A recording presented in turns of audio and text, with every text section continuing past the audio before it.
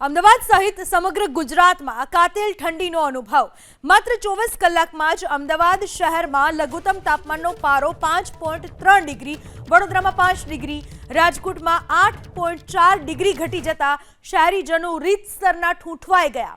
શનિવારે 5 ડિગ્રી સાથે નલિયા રાજ્યનું સૌથી ઠંડુ શહેર નોંધાયું। ડીસા 8.4, અમરેલીમાં 9.4, રાજકોટમાં 9.5, ભુજમાં 9.8, પોરબંદરમાં 10.2, ગાંધીનગરમાં 11 ડિગ્રી, અમદાવાદમાં 12.5 ડિગ્રી, વડોદરામાં 12.8 ડિગ્રી તાપમાન નોંધાયું।